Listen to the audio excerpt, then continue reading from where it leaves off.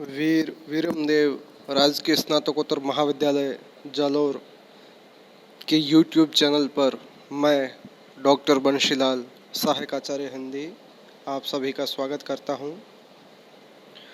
BA द्वितीय वर्ष के हिंदी साहित्य के द्वितीय प्रश्न पत्र हिंदी भाषा और साहित्य का इतिहास के अंतर्गत इकाई 3 हिंदी साहित्य का इतिहास, जिसके अंतर्गत आदिकाल, सीमांकन, नामकरण, आदिकाल की परिस्थितियाँ, आदिकालीन साहित्य का वर्गीकरण इत्यादि निम्न बिंदुओं पर हमने इससे पूर्व के वीडियो में चर्चाएं की हैं।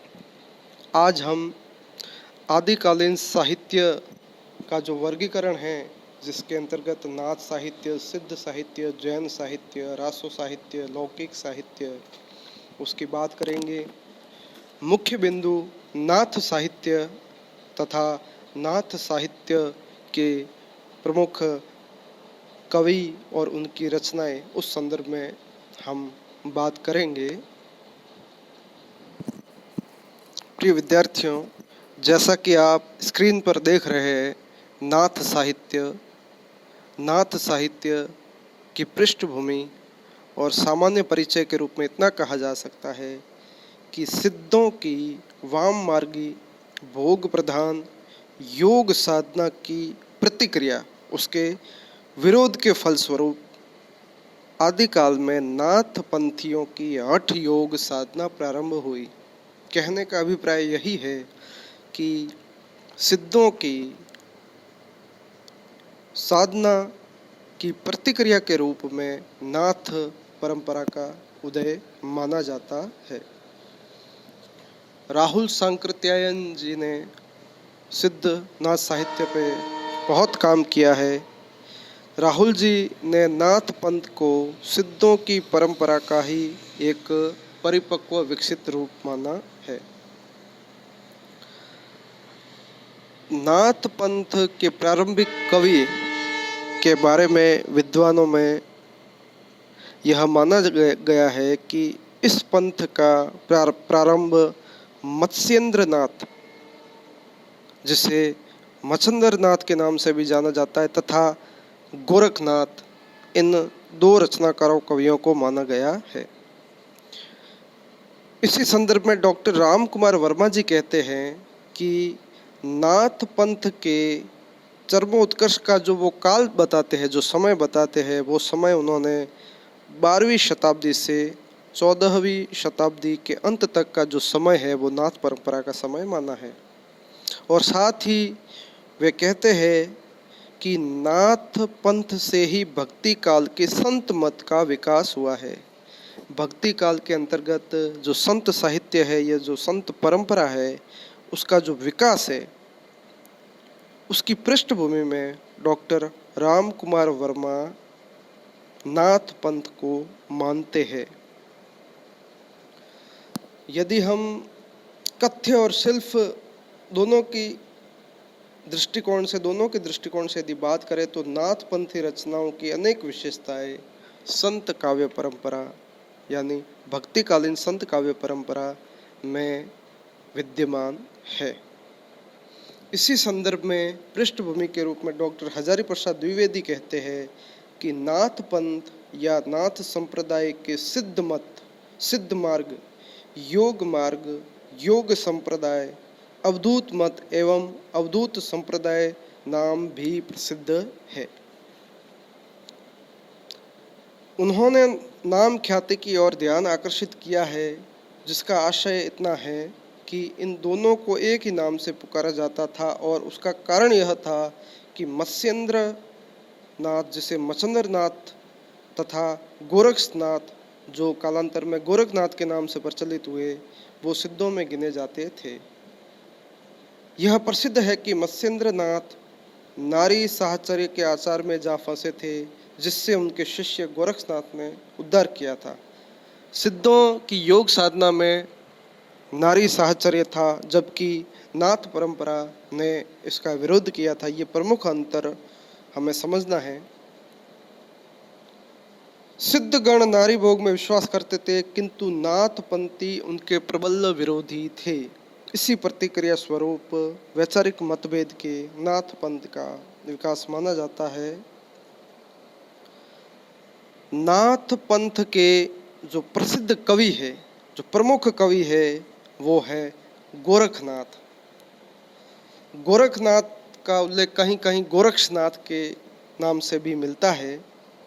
तो नाथ साहित्य का प्रारंभ गोरखनाथ की रचनाओं से माना जा सकता है और गोरखनाथ सिद्ध कवि मत्स्येंद्र नाथ के शिष्य थे। गुरु शिष्य परंपरा में गोरखनाथ ने मत्स्येंद्र नाथ के विचारों का वैचारिक विरोध था। उन्होंने विचारों का विरोध किया, जिसके अंतर्गत नारी साहचर्य के वे प्रबल विरोधी थे, ऐसा माना गया है। गोरखपंथी साहित्य के अनुसार आदिनाथ स्वयं शिव थे। उनके पश्चात मत्स्येंद्र नाथ हुए और उनके जो नियम है, उनका जो आचरण है, जो विचारधारा है, उसका प्रबल विरोध उनके शिष्य गोरखनाथ ने किया। गोरखनाथ का जो समय है, उस समय के बारे में विद्वानों में मतभेद है। राहुल सांकृत्यायन गोरखनाथ का समय 845 ईस्वी मानते हैं, जबकि डॉक्टर हजारी प्रसाद द्विवेदी उन्हें 9वीं शती का मानते हैं। इसी क्रम में आचार्य रामचंद्र शुक्ल ने उन्हें 13वीं शती का माना है। डॉक्टर पीताम्बर दत्त बड़थवाल 11वीं शती का मानते हैं। डॉक्टर राम कुमार बरवा भी इसी मत से सहमत है। और कालांतर में जो नवीन शोध अध्ययन हुए हैं, उसके अंतर्गत गोरखनाथ ईसा की 13वीं शती के आरंभ में अपना साहित्य लिखा था। गोरखनाथ के कुल 40 रचनाएं मानी जाती है, लेकिन डॉक्टर पीताम्बर दत्त बड़थवाल ने इनकी जो रचनाएं हैं वो 14 मानी है।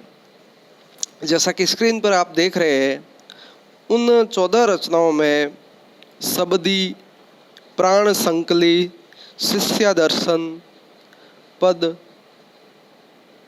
अभय मात्रा जोग, 15 तिथि, आत्मबोध, नरवई बोध, मच्छिंद्र गोरख बोध, सप्तवार, ज्ञान तिलक, रोमावली, ज्ञान चौतीसा एवं पंचमात्रा इत्यादि 14 रचनाएं मानी गई है। विद्यार्थियों, गोरखनाथ के अतिरिक्त भी इस नाथ संप्रदाय साहित्य में कई कवियों के नामोल्लेख मिलते हैं, जिसके अंतर्गत चौरंगी नाथ, चूणकर नाथ, भरथरी, जलंधरी पाव, गोपीचंद इत्यादि प्रसिद्ध कवि माने गए हैं। अध्ययन में यह बात सामने आई है कि गोरखनाथ से पहले अनेक संप्रदाय थे जिनका नाथ पंथ में विलय हो गया था। शैव, शाक्तों के अतिरिक्त बौद्ध, जैन, वैष्णव, योग मार्गी भी उनके संप्रदाय में आ मिले थे। गोरखनाथ की विचारधारा और गोरखनाथ की रचनाओं में जो मुख्य विषय वस्तु है, उसके अंतर्गत गुरु की महिमा का वर्णन मिलता है, इंद्रिय निग्रह है, प्राण साधना कैसे किस तरीके से की जाती है, वैराग्य के प्रति जो उनके विचार है, मन की जो स्थिति है, मन की साधना किस प्रकार से की जाती है, कुंडलिनी का जागरण उसे कैसे जगाया जाता है, किस तरीके से शून्य अवस्था तक पहुंचता है, ये तमाम जो बातें हैं, ये तमाम बातें आध्यात्मिक बातें गोरखनाथ के साहित्य में पढ़ने को मिलती है। इसी के साथ ही नीति और साधना की व्यापकता भी इनके साहित्य की प्रमुख विशेषता है। इसके साथ ही जो उन्होंने उपदेश दिया, वो 8 योग का उपदेश दिया। 8 जो शब्द है वो ह और ठ से मिलकर बना है। ह अक्षर का अर्थ सूर्य के संदर्भ में लिया जाता है, जिसकी तासीर गर्म होती है, और ठ का अर्थ चंद्रमा के लिए जाता है, जिसकी तासीर ठंडी होती है। अर्थात ह और ठ इन दोनों के योग को ही हठ योग माना गया है। गोरखनाथ कहते हैं कि धैर्य चित्त विकार साधन होने पर भी विकृत नहीं होना चाहिए। वो लिखते हैं कि 9 लख पातरी आगे नाचे, पीछे सहज अखाड़ा, ऐसे मन ले जोगी खेले, तब अंतरी बसे भंडारा। गोरखनाथ की कविताओं से स्पष्ट माना जाता है कि भक्तिकालीन संत मार्ग के भाव पक्ष पर भी उनका प्रभाव नहीं पड़ा, बल्कि भाषा और छंद भी प्रभावित हुए।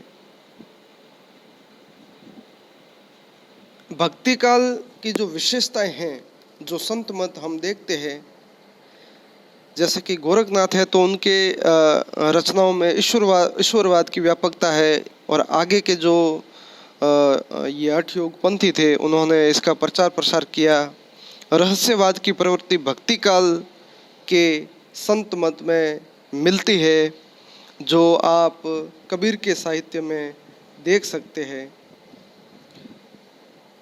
गोरखनाथ के साथ ही जो अन्य कवि है, जैसे कि भरथरी है, गोपीचंद है, चौरंगी नाथ है, इन कवियों की रचनाओं में उपदेश है और खंडन मंडन की प्रधानता देखने को मिलती है।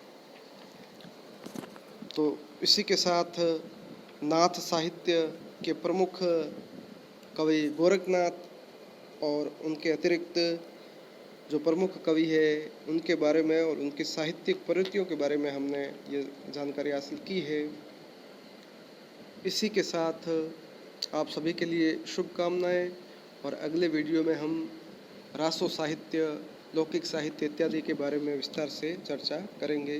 बहुत बहुत धन्यवाद।